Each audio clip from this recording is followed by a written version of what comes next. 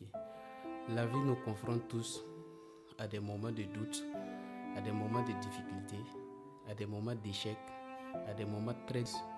C'est-à-dire, on peut perdre un être très cher, on peut perdre un papa, on peut perdre une maman, on peut perdre son époux, on peut perdre une épouse.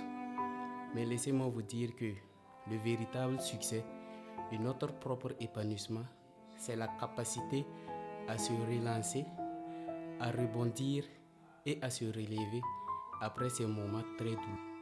C'est ainsi que tout un chacun de nous doit développer cette capacité, cette compétence que j'ai nommée la résilience. Et qu'est-ce que c'est que la résilience? La résilience, c'est cette force intérieure qui nous permet de ne pas être écrasés par ces moments difficiles, par ces moments très douloureux, mais au contraire, qui nous aide à les transformer en une force.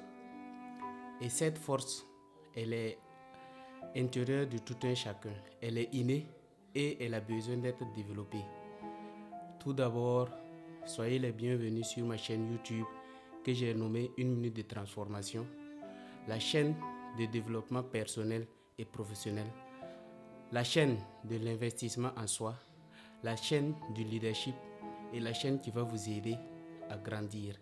Et surtout, c'est la chaîne qu'il faut suivre pour reconnaître que vous êtes un trésor et vous êtes né pour briller et impacter votre génération. Je suis Zongo Patrice Wenkoni. Je suis de formation en MBA, c'est-à-dire Master of Business Administration et en français, gestion des affaires administratives.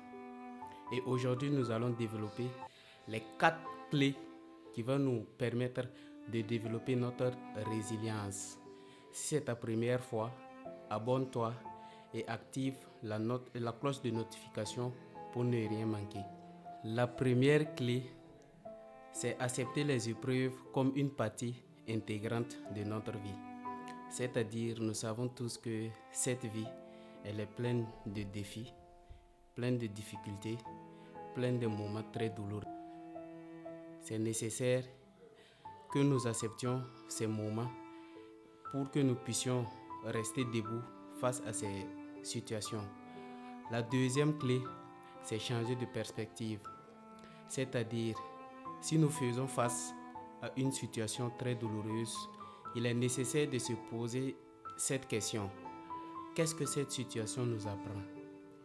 Quelles leçons j'ai à tirer dedans? Par exemple, nous pouvons perdre un papa qui prend soin de nous. Et à cette situation, nous sommes découragés.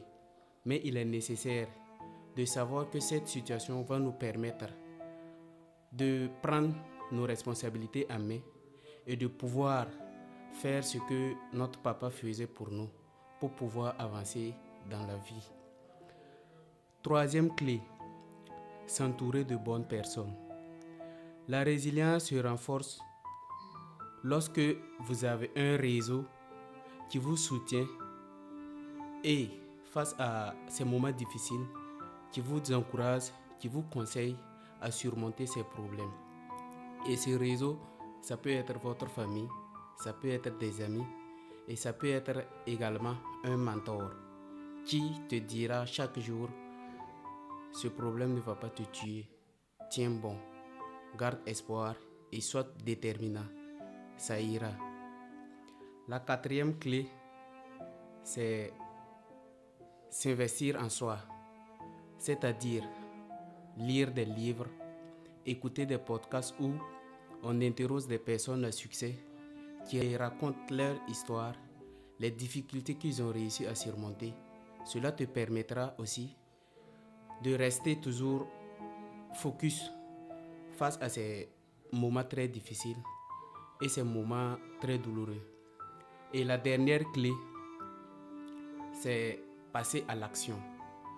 Une fois que vous arrivez à accepter la réalité, que la vie est pleine de défis, et encore identifier la leçon, il est essentiel de passer à l'action. Et ce que j'ai à dire comme finalité, j'aimerais encourager un jeune frère, une sœur, tout homme qui se bat dans la vie, qui cherche à réussir. J'aimerais te dire ceci. Celui qui a un grand avenir, il est souvent forgé par des épreuves et ses racines se fortifient dans le silence. Il apprend dans les moments très difficiles. Il apprend dans l'humilité et très souvent dans l'humiliation. Et quand son heure viendra, il ne sortira pas comme un lionceau, mais il sortira comme un lion, prêt à prendre le trône.